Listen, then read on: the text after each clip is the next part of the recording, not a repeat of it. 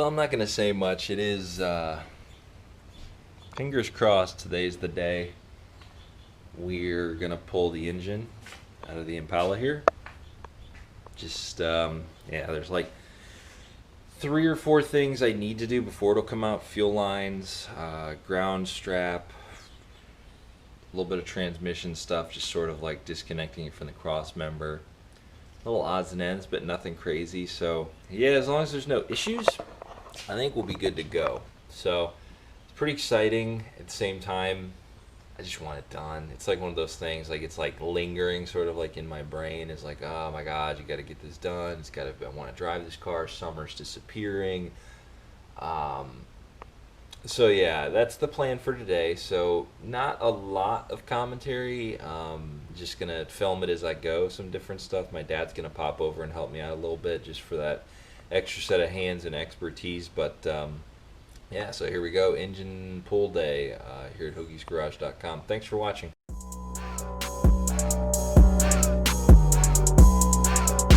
Sorry, I'm gonna cut in here. I know I'm wearing something different now, but the job is done now, as in the engine's out. That's when I'm filming this part. So imagine, you know, from when I just talked, standing there, it was really sunny out. I had high hopes, outlook. A lot's happened since then, but what I'm going to do is kind of mash all this together in a way that shows you that the way we did this is completely wrong. The engine's out, and I'm going to show you at the end sort of the little highlights of what happened, but we did it in a method that you're going to look at, or you're going to see here in a second, that completely stupid, incorrect, the wrong way to do it. Just made more work for ourselves than if we would have done it, we'll say, a different method, the preferred way, whatever you want to call it. But engine's out. It was a success, but here you go. You can watch sort of the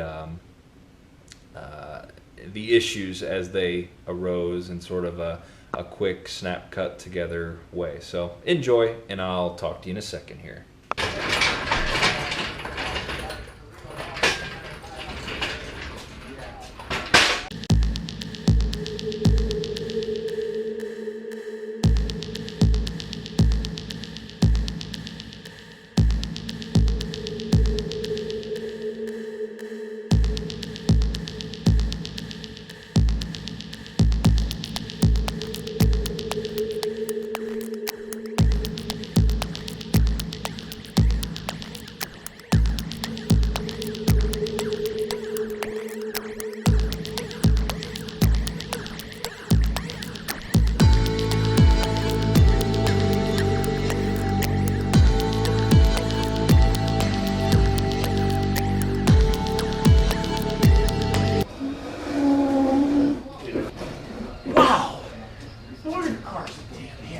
All right, so there it is. The stock Impala SS LT-1.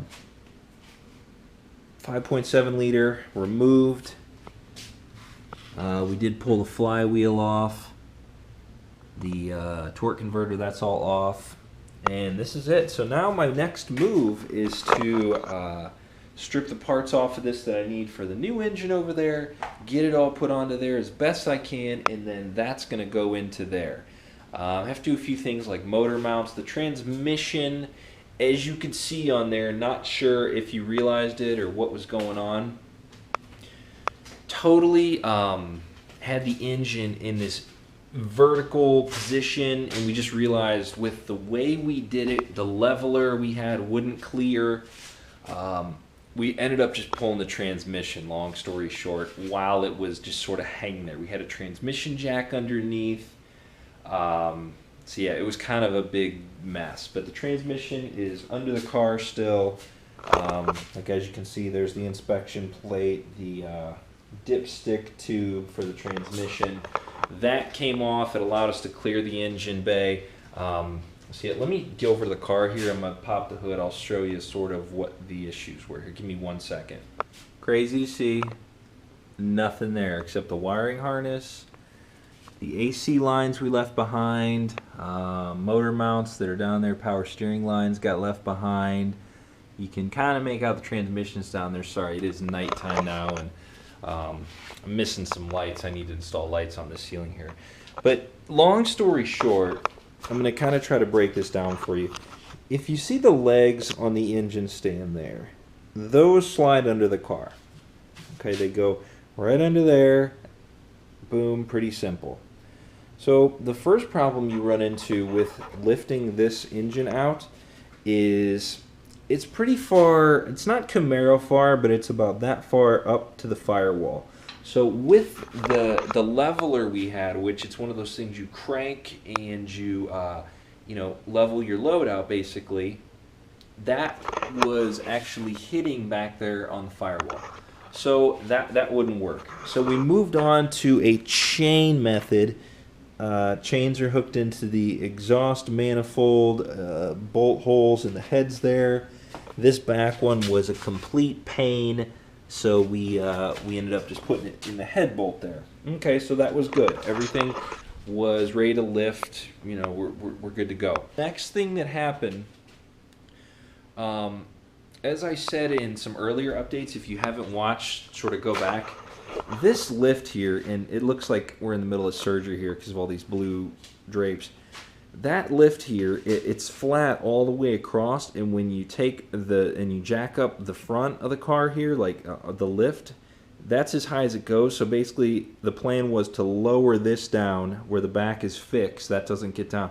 So it'll be at an angle. So then basically if you think the front of the car is going to be at this angle here, and then we can just take the engine and walk right out with the front end lowered. Pretty simple. There was a problem there because under here, what you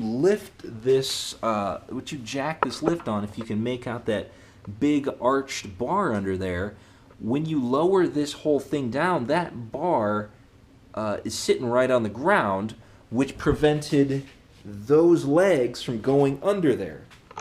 So the people at Quick Lift, you know, they make a cool product, it's neat, but it really, I don't think they had this in mind for it. So with basically the problem was we had to lift the engine high enough over that. It couldn't go under, it had to go under that big bar, so I still had to keep the lift off the ground a little bit, but then my ceiling isn't that tall here, the hood was still on, so everything was hitting everywhere. Basically what we ended up doing then, we took the transmission off, which allowed for some more swing, some more clearance. We got the engine so it was right over the radiator support, and basically just sort of like manhandled it, like, you know, to get those last few inches to clear over there. So yeah, I mean it's out. It was very eventful, we'll say, as you just watched. A lot of we took a trip to Lowe's to get the chain, the bolts. So it's out. I mean, it was like probably a good, by the time we figured out, transmission linkage, the big cross member here is out. My mess of tools here. Transmission after that. A couple pesky lame bolts on the back of the engine where the wiring harness was bolted in back there. A lot of stupid little things that you just, you kind of notice, oh crap, I forgot about this, oh there's that. Everything's off though now. The next move, like I said, stripping the parts off of here. I know for a fact this big bracket assembly that holds power steering and AC has to come off. I'm going to transfer it to the new engine with the new power steering and the new AC. Throttle linkage, fuel rail, the motor mounts down here, which it is kind of dark. Those things have to go into the new engine.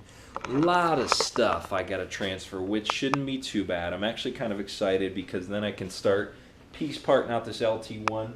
I'll just throw it out there again. If you want this LT-1, hit me up. 180,000 miles, still runs great. And when I say all highway, I'm not giving you that salesman garbage. It's for sure all highway. I can verify that. And also you can hear it run in some of my other videos.